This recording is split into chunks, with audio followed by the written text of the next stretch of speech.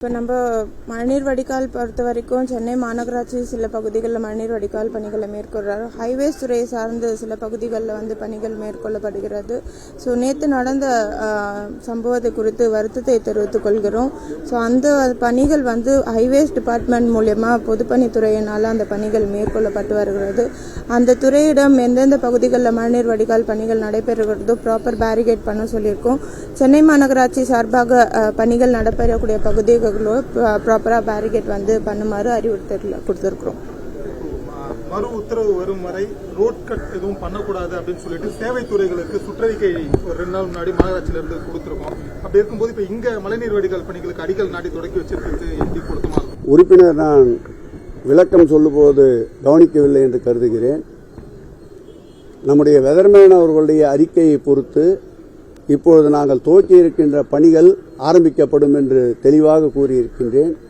ஆகவே இப்பொழுதெல்லாம் முன்பு போல் அல்லாமல் மழை வருவதை முன்கூட்டியே அறிகின்ற அளவிற்கு விஞ்ஞானம் வளர்ந்திருக்கின்றது.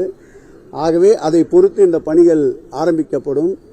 பொதுவாக சென்னை மாநகராட்சியில் ஒட்டுமொத்தமாக 72 இடங்களில் மிஸ்ஸிங் லிங்க் உள்ள பகுதிகளில் இதுபோன்ற மழைநீர் வடிகால் அமைக்கின்ற பணி நடக்கின்றது. அனைத்து பகுதிகளிலும் பாதுகாப்பு ஏற்பாடுகள் ஏற்படுத்த வேண்டும் என்று மாண்புமிகு தமிழக முதல்வர் உத்தரவிட்டிருக்கின்றார்கள்.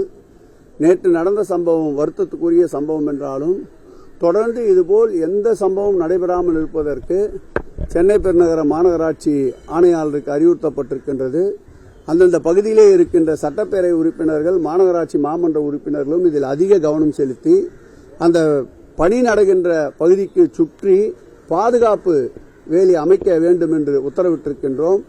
முழுமையாக அந்த பணிகள் முழுமையடையும் என்று நம்புகிறோம். இதற்கு மேல் இப்படி ஒரு துயர சம்பவம் நடக்காமல் பார்த்துக் கொள்வதற்குண்டான அனைத்து நடவடிக்கைகளும் அனைத்து துறைகளும் ஒருங்கிணைந்து மேற்கொள்ளும். இல்ல, மறு உத்தரவு வரை தடை செய்யப்படும் என்பது எப்போதும் பிறப்பிக்கின்ற உத்தரவு. அதில் அத்தியாவசிய பணிகள் என்று வருகின்ற பொழுது அந்த பணிகளுக்கு அனுமதி பெற்ற பிறகு பணிகள் தொடரலாம் என்றும் அதில் இருக்கின்றது.